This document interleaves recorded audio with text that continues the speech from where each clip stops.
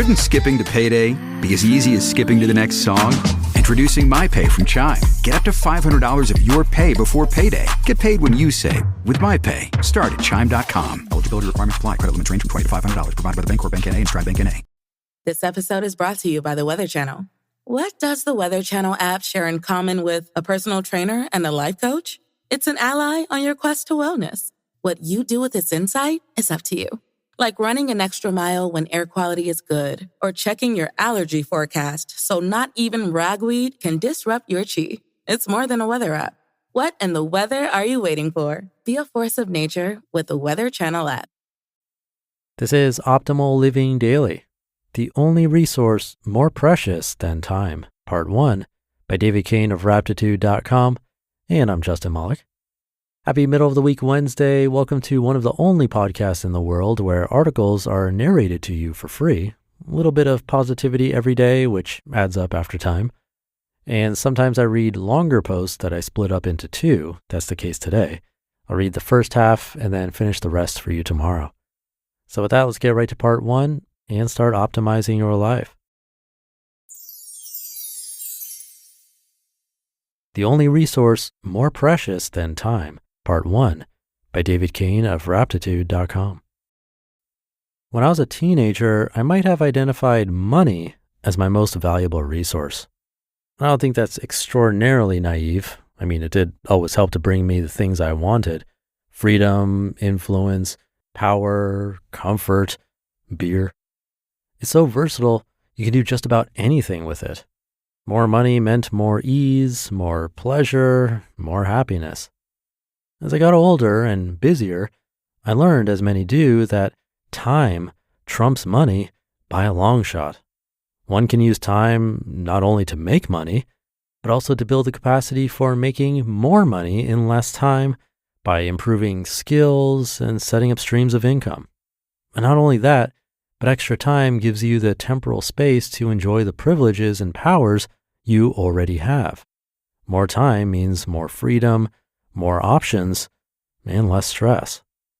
Unlike money, everyone is ultimately on a level playing field when it comes to time. We all get the same allowance of 24 hours a day.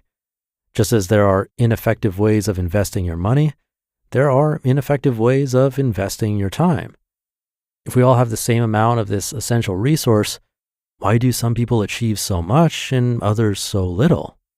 Where we start from in terms of economic class, skills, and education certainly has something to do with it. But there are just as many riches to rags stories as there are rags to riches stories.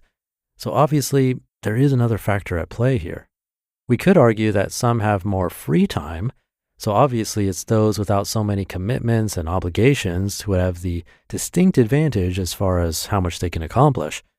But I think free time is a fallacy. At the end of the day, there is no free time. We use all of it. As I mentioned in a previous post, we all fill the same 24 full hours a day, whether you pass your days running 6 companies simultaneously or eating Pringles and watching reruns of that 70s show. The myth of obligation. Free time is just time in which we don't feel compelled to do a particular thing. For example, you probably don't think of your work shift as free time because you probably feel compulsion to do certain activities during that time, probably activities your boss wants you to do. The long stretch between when you normally go to bed and when you normally wake up is likewise cordoned off as unavailable. But this is only a mental boundary. The truth is, you always have the choice of what to do with that time. Instead of working from 9 to 5, you could play mini golf between the cubicles. Instead of going to bed at 11, you could wander the streets in your pajamas and bare feet. These aren't necessarily the smartest or most rewarding choices, but you do always have full liberty as how you spend your time. The world will not come to an end if you do something unexpected with time that isn't previously labeled free. Obligation is really nothing more than a nagging feeling of some kind. It's guilt or self-doubt or some other emotion. It isn't a real binding force. No matter what we've promised others or ourselves, we all choose which commitments we will fulfill and which we won't, and life goes on either way. So free time is an illusion. It's all free and paradoxically all taken. Even those who leave little time uncommitted can still experience a frustrating lack of productivity. Have you ever known someone who is constantly busy, toiling on multiple projects and working multiple jobs, yet they never get rich or become happy or fulfill their dreams? Most of us have felt this kind of perplexity ourselves at one time or another. Busy, busy, busy all day long with little to show for it in terms of hard results. Whenever I feel behind the 8 ball on a project, I often resolve to invest 2 or 3 straight hours on it. But sometimes, for some reason, by the end of that couple hours, I'm not much further along. Yet other times, I can get incredible amounts done in 20 or 30 minutes. So it seems my time is just worth more in some instances than others. What makes the difference? Just like money, we value time only because we value the things we can exchange it for. Money would be entirely useless to us if we were unable to exchange it for something. So by itself, it has no real value. And time is no different. We like to have spare, uncommitted time because then we can spend it on something we actually want. We want enjoyable experiences. We want our work to be completed. We want our skills to be improved. We want our lives to be in order. Time is the currency we spend in exchange for these rewards.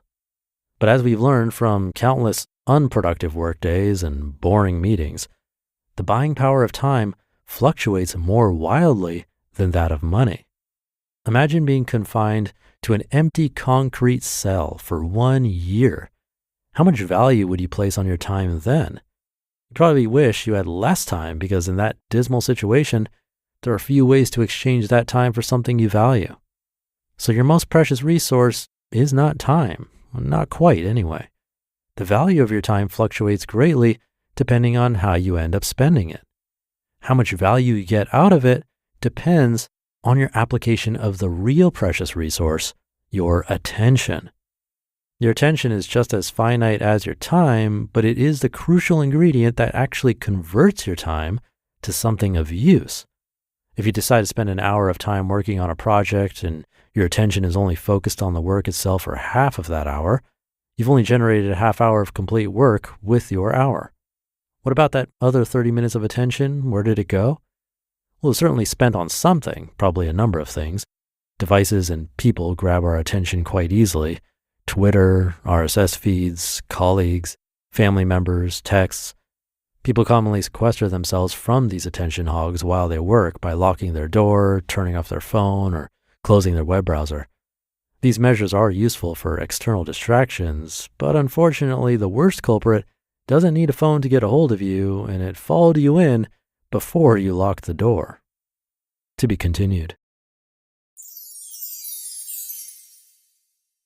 You just listened to part 1 of the post titled, The Only Resource More Precious Than Time by David Cain of Raptitude.com. And I'll be right back with my commentary. Good taste is easy to spot, but hard to pin down.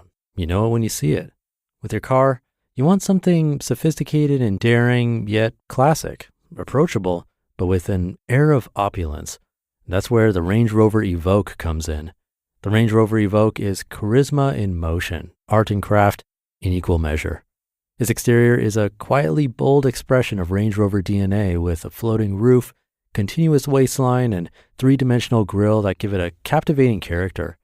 Inside, you'll find a calm, minimalist cabin anchored by a tactile gear shifter where clean lines, sumptuous materials, and advanced technology come together. Make a statement in the Range Rover Evoque. This elegant SUV elevates every drive, offering a new dimension of refinement and luxury. Whether you prefer a modern aesthetic or a warmer, authentic appearance, the Evoque's interior can be tailored to your taste. Ready to experience sophisticated design and premium materials in motion? Explore the Range Rover Evoque at LandRoverUSA.com. Introducing My Pay from Chime, a revolutionary new way to get paid. Let's say new dates to your favorite band's sold-out tour drop Tuesday, but you get paid Friday. Life doesn't wait for payday. With My Pay from Chime, you can get up to $500 of your pay before payday. No interest, no credit check, no mandatory fees. My Pay. Get paid when you say. Start at Chime.com. Eligibility requirements apply. Credit limits range from $20 to $500. $2 fee to get funds instantly. Provided by the Bancorp Bank N.A. and Stride Bank N.A. Thank you to David. The time versus attention thing reminds me of Parkinson's law, which basically says that work expands and fills the amount of time we allotted for it. It's really weird how it seems to always work out that way. So for example, if you know you need to be out of the house by 7 a.m. or a few minutes later, every time it feels like we got ready and got out the door in that amount of time. We might be a little late here and there, but rarely are we done early. It's like if we thought we had 30 minutes to get ready, well, it will take those 30 minutes, maybe a little longer. And that could be because we know we have more or less time, so we concentrate more or less, which comes back to attention. If we have an hour instead, we might zone out or look at our phones here and there, and then next thing you know, an hour has passed. It's funny how that works. And again, that's a real thing. It's called Parkinson's law. But distractions like our phones are not the only thing taking our attention away. We'll hear what David calls the biggest thief on tomorrow's episode. So I'll leave it there for today. Thank you for being here and listening every day, and I'll be back tomorrow to finish up this post, where your optimal life awaits.